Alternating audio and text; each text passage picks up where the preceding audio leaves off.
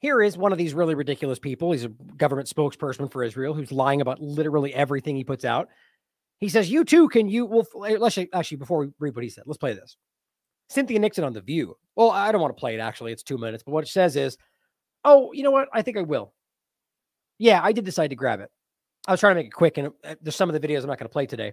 But here's what she says. Yesterday, I went on The View and discussed why we desperately need a permanent ceasefire. Isn't it interesting how much they've lost control of the narrative, that even these milquetoast morning shows are basically, they lost control of this. That doesn't mean it's not going to be used into some new agenda. But she's stepping up and saying we need a ceasefire to save the lives of innocent people. The mother of 2 Jewish children whose grandparents are Holocaust survivors. And my oldest son in particular, he really has been reaching out to my wife and I and asking us, imploring us really, to say, use your voice to affirm as loudly as you can that never again means never again for anyone.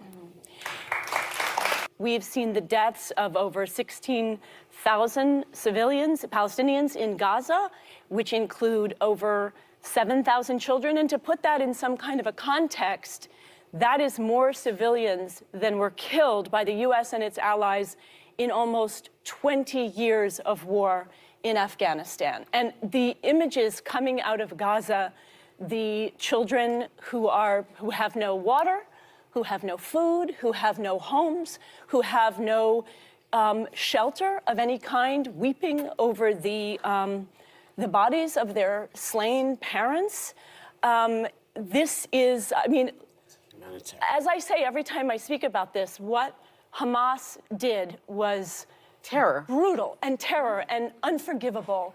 But I don't think we get to a better place with more civilian deaths. And that is why, in my belief,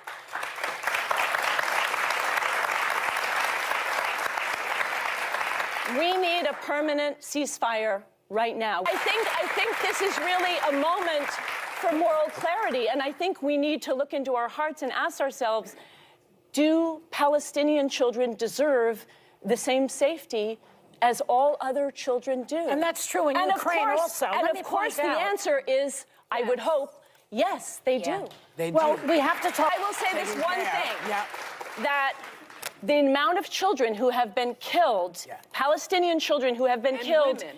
But just to take about children, is now twice as many children as were killed across 24 war zones in all of last year, in just 8 weeks. These are not regular human casualties. No. This is off the charts. It needs to stop. We need to, we got to make this happen stop. Yeah. It's just so ridiculous to watch these people. These are way fair weather reporters. My point in this is, look, it's not, and this is how the simple-minded people out there who want to manipulate, they will say, oh, Ryan's trusting The View, things like that, which is just really stupid. Obviously not. The point is that what we're highlighting here, in my opinion, is the same reason we always point out that these manipulators are always using emotion to manipulate people like this. If you think for 1 second the Whoopi Goldbergs of the world are in the know about what's going on, I mean, it's certainly possible. But let's just say every one of them there, most of these people at this table are wildly uninformed, who tap into their party talking points and regurgitate what they think they're supposed to be saying. That's what most people do. My point is that they use emotion to drive these people, which most of them end up aligning with some kind of an agenda, whether they realize it or not, because of two-party politics, but are still just people who in many ways tell themselves they're acting with good intentions. So my point in all of this is, because this was so obvious, because Israel went so far over the top and did one of the most obvious genocides we've ever seen, regardless of what anybody in the corporate field and governments are calling it, the average person it's impossible to miss. So then you get the person like this, who has somebody, her son or whoever else, who gets in her ear and goes, look at this, look at the information. And she goes, oh my God. Someone who doesn't think that they're a manipulator, who's just been manipulated, who then see it. You can't take that back. Then they go to people that they know, and it spreads. And that's why Israel lost control of this. Now, they're going to try, and probably already are, to marshal that into something else. But just realize, guys, in my opinion, this is the truth. Not because they're saying it, but because at the moment, their interests, whether it's The View or the people pushing this, happen to align in this moment with what the truth is. which will rapidly change very soon. I promise you that. In this moment, I think it's people that realize, who are making decisions here, that everybody in their audience is on the same page with this. So they can't start going, these aren't they wouldn't do what I do. They wouldn't sit down and speak about something they know everyone in the audience is going to disagree with because they believe it. I do that all the time. Well, it's, you guys, not all the time, but it does happen. You guys know there's things I've talked about in the past where a lot of my audience doesn't agree with my take. But I will say it because I think it's important. They'll go along to get along. I think that's obvious. Do you think Whoopi Goldberg would have spoke like that about any, like, do you think when this first started a week in, even if she had been shown all the same information, she would have said, yeah, we got to stop this now? No, because the popular narrative at that time was, we have to defend ourselves. Israel's a right to defend itself. That's what she was saying then. Now she's just saying whatever she's supposed to say. These people, I don't think they all know that either. In any case, this is what she said. Here is what the Israeli government said about her. A Jewish woman who is literally calling on the common phrase from the Holocaust. Never again, right? He says, you too can use your voice to demand the survival of the Hamas rapist regime. Is that what she did? As it threatens to repeat its atrocities on October 7th, which they really haven't, you can find the moral courage, like Cynthia Nixon, to demand amnesty for rapists. Guys, this is why they are so desperate. They're attacking people that are on their side. This is how wild this has gotten. So my point is, this is somebody who is historically, ideologically, in every way on the side of supporting Israel.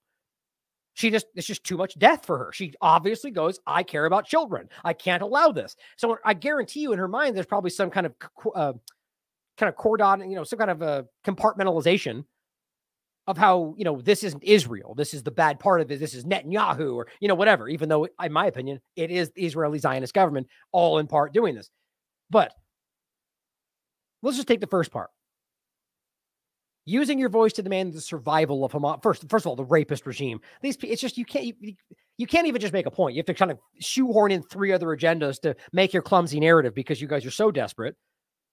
Because the point is, there is literally not a single provable point in regard to the rape discussion. Robert just put out an excellent article just before I went live, by the way. I'll be sharing it out later. But I'm also been covering it extensively. And it's not up for debate. Doesn't mean it didn't happen. It means that they have yet to prove any of these allegations. They keep saying it because they point an article. Within the article is a secondhand report about what somebody told them. That's not proof. That is repeating narratives. Now, my point is, demand the survival. Where did she demand the survival of Hamas? Okay, well, this is where they contorted.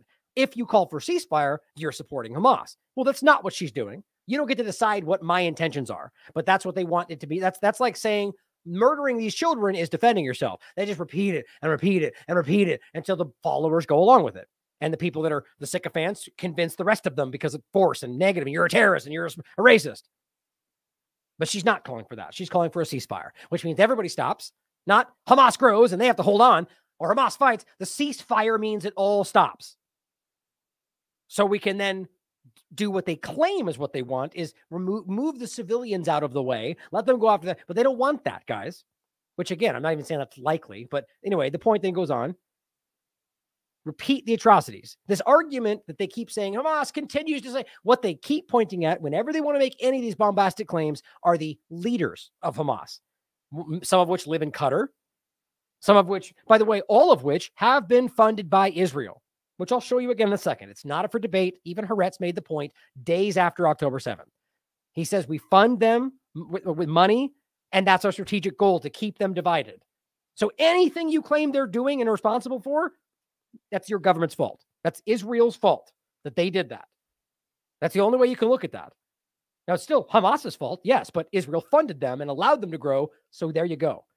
But of course, Elon Levy's never going to tell you that because he's dishonest.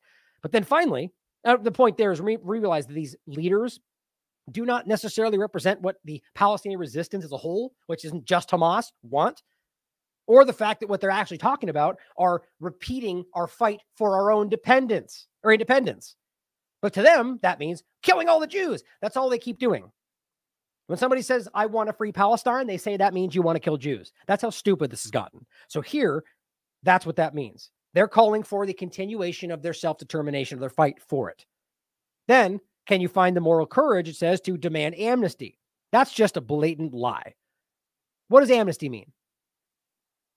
Amnesty literally stands for specifically a pardon for people who have been convicted. You show me anywhere in there that she even suggested or alluded to or implied that there was supposed to be a pardon for Hamas. At what point does that say, does a ceasefire mean that everyone gets pardoned? No, he knows better. He's just making this as bad as he can because he doesn't want anyone to listen to what she's saying or to take it seriously because it's damning as hell for their agenda. That's what desperation looks like.